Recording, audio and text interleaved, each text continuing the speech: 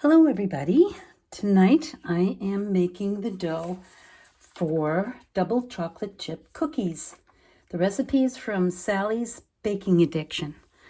I'm also using Ankarsrum's new heavy-duty beater assembly. These are the cookie whisks, the regular balloon whisks look like this. So let's get started. Pop this right on there. You can see how easy that went. Pop it on the top, give it a little twist, and it'll zip right in. So we'll add our butter. Our butter has been cubed. It's been sitting out for about 25 minutes. It is easily 69, almost 70 degrees. I did take the butter's temperature. Okay, so we're going to start by creaming the butter. Now this butter is going to be creamed for cookies, so it doesn't need the same fluffiness and volume that you would use, that you would cream it for cake. So let's get started. Let's crank the speed up a little bit.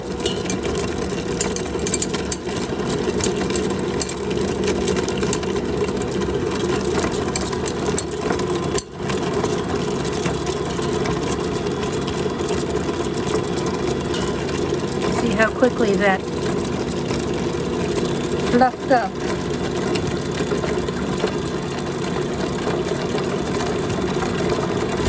Now I'm going to add the sugar. Some people add sugar all at once. I like to do it a little bit slower. I'm sure it doesn't make a difference. Let me turn that down just a little bit.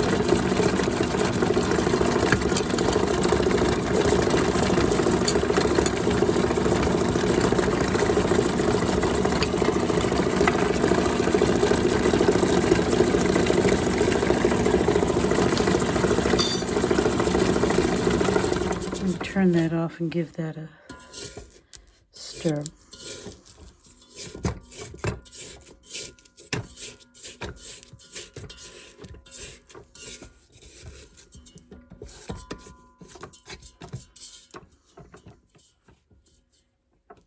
I've used the new beater assembly for a few times now, and I think they're a real game changer. It takes the stress out of worrying if your beater assembly is going to shred because you miscalculated the density of your dough or batter.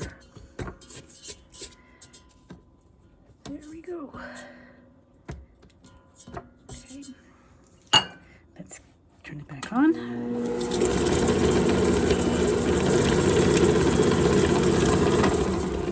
Whoops.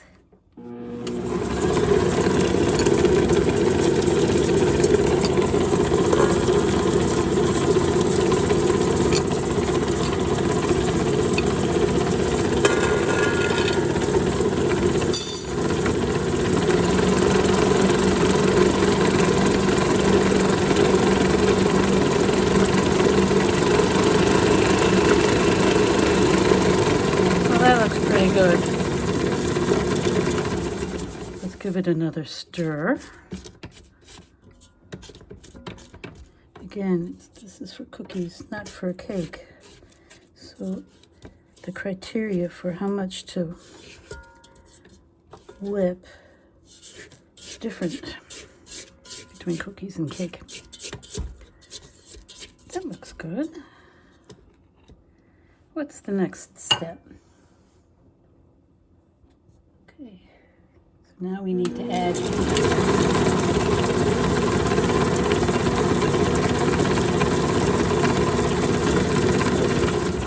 Sally's Baking Addiction recipe says to beat this on highest speed for 5 minutes.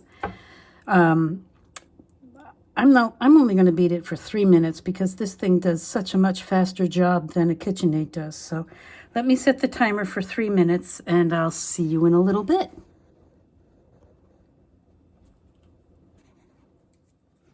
Hey everyone, I'm back. It whipped for 3 minutes. I scraped the sides down, so let's start Start it up again. The next step is to add the egg. I do scramble my eggs up, and this is the eggs and vanilla. So let me put that. I scramble the eggs up ahead of time because I think a beaten up egg blends in faster and nicer than if you have egg white and yolk separate. Pastry chef might argue that that's not a good idea, but it's always made sense to me to do. Let me turn that up a little higher.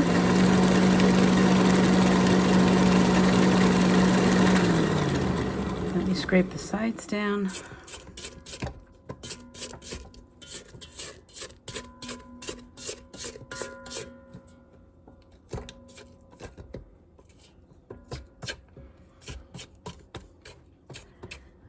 Okay, that's looking pretty darn good.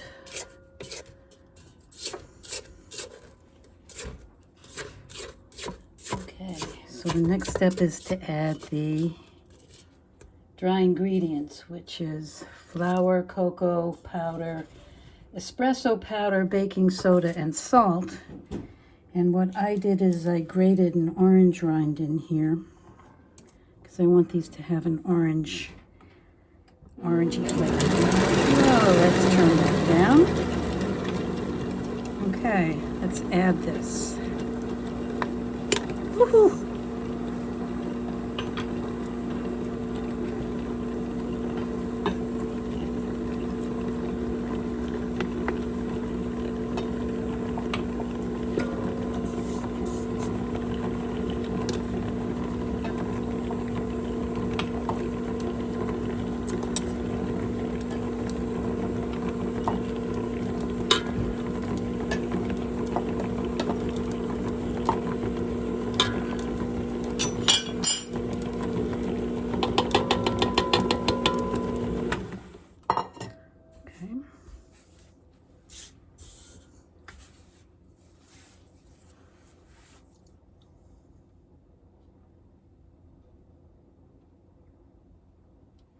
I'm reading my instructions.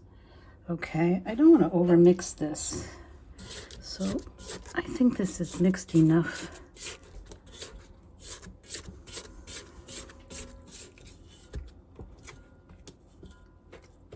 The next step is to add a tablespoon of milk or something.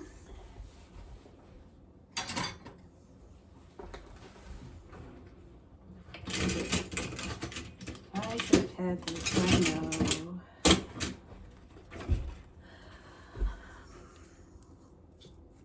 Should have had my little mini spatula ready. Anyway, you're supposed to add some milk, but you can add any kind of milk-like product. And I am choosing to add oat milk because I don't have milk in the house. So you just add this. Add in the milk and run on low till blended. You can see that blended pretty quickly. Scrape that down. Then the next step is to sprinkle in the chocolate chips around the perimeter of the bowl. No, it has to.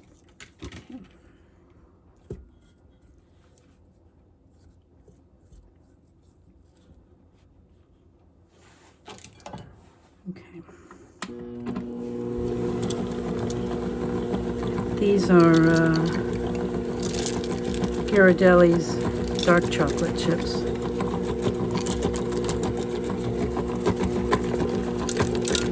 I find the semi-sweet too sweet.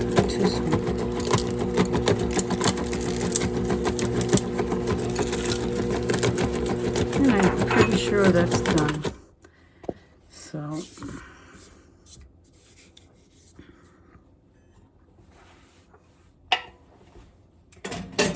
let's lift this off. Okay. You put it on by giving it a twist. You have to take it off by giving it a twist also. Okay.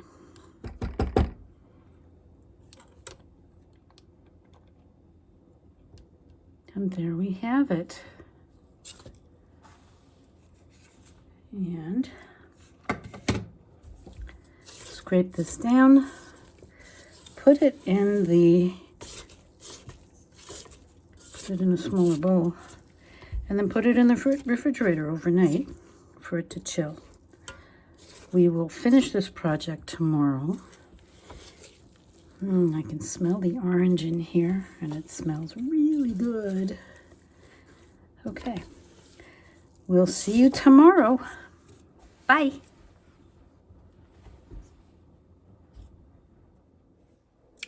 Hi everyone, I'm back. The cookies spent the night in the refrigerator, and they've been sitting on the counter now for 20 minutes to get warmer and more scoopable. I've got my cookie sheet ready with parchment paper. You'll notice it's a rimless sheet. I don't get why you don't see more people using rimless sheets for their baked goods, but it is what it is. This rimless sheet is by Wilton. And it's a little bit bigger than my other sheet, which is by Dough Makers. And I think this one you can get at Walmart. I actually prefer this one for cookies because the waffle pattern on here I think allows for better airflow. But this one holds more and allows me to space the cookies out better. So I prefer using this bigger one by Wilton. And the cookie scoop that I'm using is a size 40. I usually prefer a size 60 for my cookies because they make a smaller cookie so you can eat 2 of them and feel like you're indulging yourself. This is the size 40, and let's get started. So it does take a little bit of an effort. I'm going to put that right here. Now I'm going to scoop a few of these out, and then I'm going to show you what Sally's would like you to do with these. She wants you to roll these. I don't roll them. That's too messy. Okay, let me just get a few of these on here. What she wants you to do then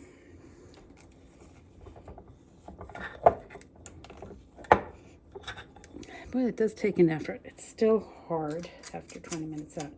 Okay, so now we have 4 here. What Sally wants you to do is roll these and make them taller than they are wide. So this is actually what I do also. But I'll get all of my cookies onto the tray before I do this so that, oh, that's my oven. My oven is at the right temperature. So you can see I do make them taller so they look like this. They're taller than they are wide. So I will get the rest of the cookies on here and I'll show you what they look like before they go into the oven. See you in a bit. Okay, so this is how they look getting ready to go into the oven. You can see that they are taller than they are wide. I did use 2 hands to shape them. I didn't roll them, but now they're ready to go in. So let's open up the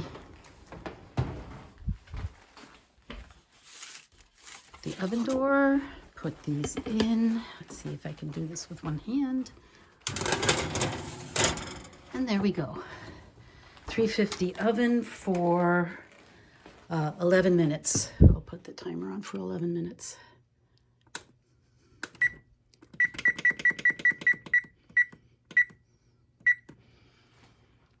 Okay, there we go. I'll be back in a bit. So, timer just went off. This is how they look. They're huge. I really should make them smaller. Okay. So they have to sit on the cookie sheet for 5 minutes before they get moved to a cooling rack. So see you in a little bit. Bye. Okie doke. 5 minutes is up. Time to get them off the cookie sheet and onto the rack. And these are going to be oh so good. Again, these are Sally's Baking Addiction double chocolate chip cookies. These are good, but if you want to crank it up a notch, do try her Andy's Mint chocolate cookies. They are probably the best chocolate cookie I've ever made.